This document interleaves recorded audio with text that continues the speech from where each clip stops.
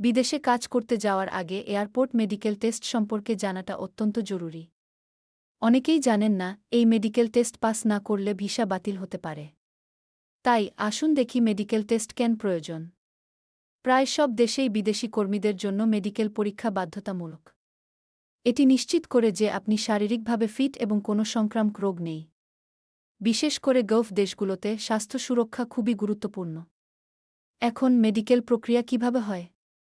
প্রথমে আপনার document verification হবে।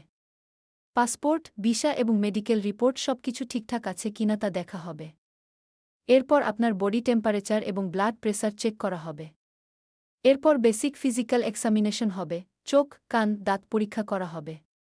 এরপর রক্ত ও প্রস্রাব পরীক্ষা করা হবে। বিশেষ করে গালফ দেশগুলোর জন্য এক্স-রে বা টিবি স্ক্রিনিংও করা হয়। কিছু দেশে কোভিড-19 টেস্টও লাগতে পারে। মনে রাখবেন, কিছু দেশে ফেজ 1 ভারতে এবং ফেজ 2 গন্তব্য দেশে আলাদা করে হয়। এখন আসি মেডিকেলের জন্য কি কি কাগজপত্র লাগবে।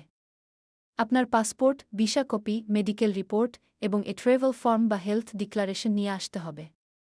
এই কাগজপত্রগুলো ঠিকঠাক থাকলে মেডিকেল প্রক্রিয়া সহজ হবে। কিন্তু কিছু সাধারণ ভুলও আছে যেগুলো এড়িয়ে চলা উচিত। অনেকেই মেডিকেল পরীক্ষার আগে না খেয়ে যান, যা ব্লাড সুগার রিপোর্ট খারাপ করে দিতে পারে। দাঁতের সমস্যা থাকলে সেটাও মেডিকেল ফেল করার কারণ হতে পারে।